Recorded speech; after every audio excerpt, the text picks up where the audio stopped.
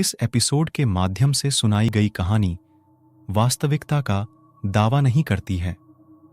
Episode का उद्देश्य किसी भी तरह के अंधविश्वास को बढ़ावा देना नहीं है। ये कहानी बस मनोरंजन के हेतु है। कहानी शुरू करने से पहले आप अपने अपने हेडफोन लगा लें।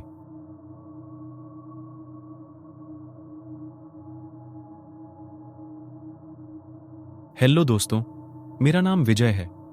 वर्ष 2019 में मैंने अपनी पढ़ाई पूरी कर ली है और अब मेरी नौकरी कृषि के क्षेत्र में कर्नाटका में लगी है। मेरी नौकरी वहां एक बड़े बागान में लगी है, जहां अलग अलग जड़ी बूटियों की खेती होती है। जहां ये बागान है, वहां दूर दूर तक और कुछ भी नहीं है। हम लोग भी रहने को बागान के एरिया के अंदर बने रूम्स में रहते हैं, पर वो रूम्स बागान से काफी दूर है। वहां स्टोर रूम भी है, जहां हम जमा करी हुई जड़ी बूटियां रखते हैं। बागान का इलाका सिटी से काफी दूर है। वहां की सड़कें भी बहुत ही खराब हैं। मोटर बाइक या गाड़ी दोनों का ही आना बहुत मुश्किल है। इसलिए हम लोगों को जब भी शहर जाना होता तो ऑफिस वाले हमको गाड़ी देते हैं। मेरे साथ वहां 10 लोग और काम किया करते हैं। हम लोग वहां सुबह 5 बजे से दिन के 4 बजे तक ही काम करते हैं। उसके बाद हमारा वहां जाना नहीं होता। मैं पिछले 4 महीने से वहां नौकरी कर रहा हूं और मुझे वहां कोई भी तकलीफ नहीं है। सब कुछ बिल्कुल ठीक ही चल रहा था। लेकिन फिर हमारे ऑफिस के बहुत सारे लोग छुट्टियों में अपने घर चले गए। कोई 1 हफ्ते के लिए गया था तो कोई 10 दिन के लिए, जिस वजह से जो हम 3-4 लोग बचे थे, उन लोगों को काम खत्म करने के लिए कभी कभी शाम तक रुकना पड़ता था। हमको जो रूम्स रहने के लिए मिले थे, वहां एक रूम में 4 जने रहते थे। मेरे रूम में रहने वाले तीनों अपने घर गए हुए थे। मैं उस रूम में अकेला बचा था। हम जो बाकी लोग थे वो एक एक करके शाम को काम करने के लिए वहां रुकते थे। उस दिन मैं अकेले शाम लेट तक वहां रुकने वाला था। दिन भर का काम खत्म करके जब बाकी लोग रूम में जाने लगे तो जाते वक्त मेरा एक दोस्त जो दूसरे रूम में रहता था वो बोला कि जल्द से जल्द काम खत्म कर देना और अंधेरा होने से पहले रूम में वापस लौट आना। खैर, वो सब चले गए और मैं अपना काम करने लगा। मेरा अब बागान में तो कोई काम नहीं था। मुझे अब स्टोर रूम में सुबह से जमा की गई जड़ी बूटियां रखनी थीं। मैं काम करने लगा। मेरा काम ज्यादा था और मैं अकेला ही काम कर रहा था, इसलिए मुझे पता ही नहीं चला कि कब धीरे धीरे शाम हो गई। स्टोर के अंदर नेटवर्क भी नहीं आते थे। स्टोर में एक खिड़की थी जिससे चांद की रोशनी अंदर आ रही थी। उससे मुझे अंदाजा तो लग रहा था कि करीब 7 बज चुके हैं। इस बीच मुझे पीछे से किसी की आहट सुनाई दी। ऐसा लगा कि जैसे कोई मेरे पीछे खड़ा हो। वो आहट मुझे 2-3 बार सुनाई दी, जिससे मुझे इसका तो यकीन था कि कोई यहां है, लेकिन इतनी रात कोई और यहां कैसे हो सकता है, वो मुझे समझ नहीं आ रहा था। जब मैं पीछे मुड़ा तो मुझे कुछ नजर नहीं आया। बस स्टोर रूम के अंदर जो एक कमरा है उसका दरवाजा दिख रहा था और उसमें भी बाहर से कुंडी लगी हुई थी। ज्यादा ना सोचकर मैं फिर से काम करने लगा। मैं जमा की गई जड़ी बूटियों को गिन रहा था कि तभी पीछे से मुझे मेरी ही बोली गई चीजें वापस सुनाई देने लगी। जैसे कोई मेरी ही बोली चीजों को रिपीट कर रहा हो। पीछे से आती हुई आवाज इतनी भारी थी कि वो मेरे कानों में पड़ते ही मेरे रोंगटे खड़े हो रहे थे। मैं बार बार पीछे मुड़कर देख रहा था और मुझे हर बार बस वो कमरा ही नजर आ रहा था। पर हर बार जब भी मैं उस कमरे को देख रहा था, वो कमरा मुझे बहुत अजीब लग रहा था। अंधेरी रात में वो बंद कमरा मुझे किसी कब्रिस्तान जैसा लग रहा था। ना चाहते हुए भी मेरे अंदर डर आ रहा था। मैं जल्दी जल्दी काम खत्म कर रहा था। मैं अभी काम कर ही रहा था कि तभी मुझे उस कमरे के अंदर से कुछ आवाज आने लगी। मैं धीरे धीरे कमरे के पास गया और अपने कान दरवाजे पर लगा के आवाज सुनने लगा। मुझे आवाज साफ साफ सुनाई दे रही थी। वो आवाज अंदर से ही आ रही थी और वो ऐसी थी जैसे अंदर कोई राक्षस हो। अभी मैं उस आवाज को समझ ही रहा था। कि तभी मुझे अचानक एक ठंडी सांसों की आवाज जो कमरे के अंदर से आ रही थी वो मेरे कानों में पड़ने लगी। मुझे ऐसा महसूस हो रहा था जैसे कोई दरवाजे के पास आकर ही सांस ले रहा हो। मैं डर के मारे तुरंत पीछे हटा, जिस वजह से मैं डर की वजह से दरवाजे के पास ही नीचे गिर गया था। नीचे गिरने पर मुझे दरवाजे के नीचे से अंदर दिखाई दे रहा था।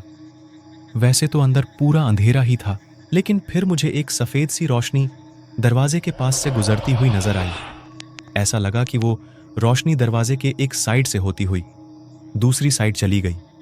मैं डर गया था, मेरी धड़कन तेज चल रही थी। मैं वहीं नीचे जमीन पर गिरा हुआ था कि तभी मुझे वहीं रोशनी दरवाजे के पास आती हुई नजर आई। ऐसा लगा कि जैसे कोई दरवाजे के पास ही आकर खड़ा हो गया है। मैं अब वहां एक पल भी और नहीं रुकना चाहता था, इसलिए मैं जल्दी से खड़े उठकर अपना काम निपटाने लगा। मैं जल्दी जल्दी काम कर ही रहा था कि मुझे स्टोर रूम के दरवाजे में एक दस्तक सुनाई दी। मैं इतना डरा हुआ था कि उस दस्तक ने मेरी रूह अंदर तक कपा दी थी। मैं थोड़ी देर तक तो वहीं खड़ा रहा, लेकिन वो दस्तक एक बार फिर से मुझे सुनाई दी। मैं तो अभी भी वहीं डर से हिल भी नहीं पा रहा था। इतने में मुझे बाहर से अपने दोस्त की आवाज आई। वो बार बार मेरा नाम लेके गेट बजा रहा था। उसकी आवाज सुनकर मैं बहुत खुश हुआ और जल्दी से दरवाजे की तरफ जाने लगा। दरवाजा खोलने से पहले भी मैंने उसका नाम लिया और उसने मेरा नाम लिया। मैंने जल्दी से दरवाजा खोला। वो मेरे सामने खड़ा था। उसने मुझे देखते ही बोला, मैंने तुझे कहा था ना कि जल्दी वापस आ जाना। अभी तक तू आया क्यों नहीं? मैं तुझे ही देखने आया हूं। मैंने उसको अभी तक कुछ बताया नहीं था, लेकिन शायद मेरी हालत देखकर वो समझ चुका था। उसने मुझे बोला कि काम हम सुबह आकर कर देंगे, अभी चल वापस चलते हैं। और मैं उसके साथ कमरे में वापस जाने लगा। कमरे में वापस पहुंचकर वो मेरे साथ ही मेरे कमरे में गया। मैंने फिर उसको सारी बात बताई, लेकिन जब मैं अपनी बातें बता रहा था तो उसको देखकर ऐसा लग रहा था कि उसको पहले से ही पता हो। उसके चेहरे पर कोई भी भाव नहीं था। थोड़ा रुककर वो मुझे कुछ बताने लगा। उसने कहा, वैसे तो मैं इस कहानी पर विश्वास नहीं करता, पर लोग कहते हैं कि आज से 6 साल पहले स्टोर में जो कमरा बना है, वहां स्टोर की निगरानी करने के लिए एक चौकीदार रहता था। वो काफी गरीब था। उसके घर में हमेशा कुछ ना कुछ प्रॉब्लम्स होती ही रहती थीं। उसके घर वाले भी उसके साथ अच्छे से नहीं रहते थे, जिस वजह से वो काफी परेशान रहता था। और यहां काम करने वाले वर्कर्स को पता ही नहीं चला कि कब उसने इस सब का हल काला जादू से निकालना शुरू कर दिया। उसे ऐसा लगने लगा कि वो काला जादू करके अपने घर वालों को परेशानी से दूर कर सकता है। एक दिन सुबह जब ऑफिस के वर्कर्स काम के लिए वहां गए तो उस कमरे से उनको अजीब सी आवाज आ रही थी। सब लोगों ने दरवाजा खोलकर देखा तो वो चौकीदार जमीन पर गिरा पड़ा था और उसके सामने सिंदूर, हल्दी और एक काली सी गुड़िया रखी हुई थी। जब वर्कर्स ने उस चौकीदार को देखा तो उसने अपने पूरे शरीर पर राख लगा रखी थी। उसके मुंह से अजीब सा झाग निकला हुआ था। उसकी आंखें बहुत चौड़ी हो रखी थीं और उसका मुंह भी थोड़ा टेढ़ा हो रखा था। ऐसा लग रहा था जैसे वह किसी शौक की वजह से ऐसा हो चुका है। आगे मेरे दोस्त ने बताया कि तब से वो कमरा बंद ही कर दिया गया है और वहां अब कोई चौकीदार भी नहीं रखते। हम लोग भी इसलिए 4 बजे तक ही काम करते हैं। अगर मैंने ये कहानी तब सुनी होती जब मेरे साथ कुछ नहीं हुआ था तो मैं भी इसको शायद झूठी कहानी समझता, लेकिन जो मेरे साथ हुआ उसके बाद मैं इसको झूठ नहीं मान सकता था। खैर, मैं अभी भी यहीं काम कर रहा हूं। हम लोग अभी भी शाम उस तरफ नहीं जाते। अब लोग जो छुट्टियों पर घर गए थे वो वापस आ चुके हैं, तो हमारा रूटीन पहले की तरह ही हो गया है। हम 4 बजे के बाद काम नहीं करते, पर शाम जब भी मैं उस साइड देखता हूं तो मुझे अभी भी एक अजीब सा डर महसूस होता है। हेलो दोस्तों, अगर आप हमारे चैनल से नए जुड़े हैं तो हमारे चैनल भूतोपीडिया को जरूर सब्सक्राइब करें